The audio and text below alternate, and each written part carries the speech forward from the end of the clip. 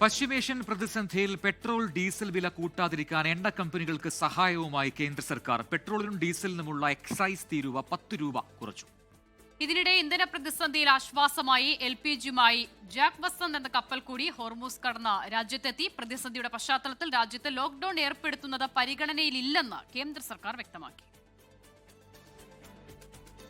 പൊതുമേഖലാ എണ്ണ കമ്പനികൾ ഇന്ധനവില വർദ്ധിപ്പിക്കാതിരിക്കാനാണ് കേന്ദ്ര സർക്കാർ എക്സൈസ് തീരുവ വെട്ടിക്കുറച്ചത്.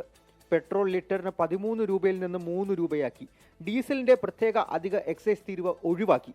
ചില്ലറ വിൽപ്പന വിലയിൽ മാറ്റം വരില്ലെങ്കിലും ഇന്ധന കമ്പനികളുടെ സമ്മർദ്ദം ഒഴിവാക്കി വില വർധനവ് തടഞ്ഞു നിർത്തിയിരിക്കുകയാണ് സർക്കാർ. ഇന്നലെ നയാര എനർജി വില കൂട്ടിയപ്പോൾ വലിയ പരിഭ്രാന്തി പടർന്നിരുന്നു. ആഗോളതലത്തിൽ വില വർദ്ധിക്കുന്നതിനാൽ ഇന്ധന എക്സ്പോർട്ട് ഡ്യൂട്ടി ഏർപ്പെടുത്തിയിട്ടുണ്ട്. ഏവിയേഷൻ ടർബൈൻ ഇന്ധനത്തിന് ലിറ്ററിന് 29.5 രൂപയുടെ പുതിയ തീരുവയും ഏർപ്പെടുത്തി. ഇന്ധന തീരുവ വെട്ടിക്കുറച്ചത് അന്താരാഷ്ട്ര അസ്ഥിരതകളിൽ നിന്ന് പൗരന്മാരെ സംരക്ഷിക്കാനാണെന്ന് കേന്ദ്ര സർക്കാർ വ്യക്തമാക്കി.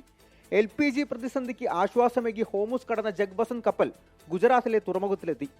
പൈൻ ഗ്യാസ് എന്ന മറ്റൊരു കപ്പലും ന്യൂ മംഗലാപുരം തുറമുഖത്ത് ഇന്നെത്തും. രാജ്യത്ത് ഇന്ധന പ്രതിസന്ധി ഇല്ലെന്ന് ആവർത്തിച്ച കേന്ദ്ര സർക്കാർ ലോക്ക്ഡൌൺ അഭ്യൂഹങ്ങൾ തള്ളി. ഈ സമയത്ത് എല്ലാവരും ഉത്തരവാദിത്തപരമായി പെരുമാറണമെന്നും ഒന്നിച്ചു നിൽക്കണമെന്നും കേന്ദ്രം പറഞ്ഞു.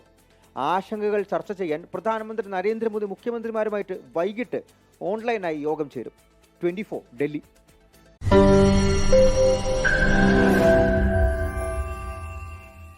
ലോകത്തെവിടെയായാലും ഏത് സമയത്തും 24 വാർത്തകളും ഓഗ്മെന്റഡ് റിയാലിറ്റി പാക്കേജുകളും എക്സ്പ്ലെയിനറുകളും വിശദമായി കാണാൻ ഞങ്ങളുടെ യൂട്യൂബ് ചാനൽ നിങ്ങൾക്ക് സബ്സ്ക്രൈബ് ചെയ്യാം.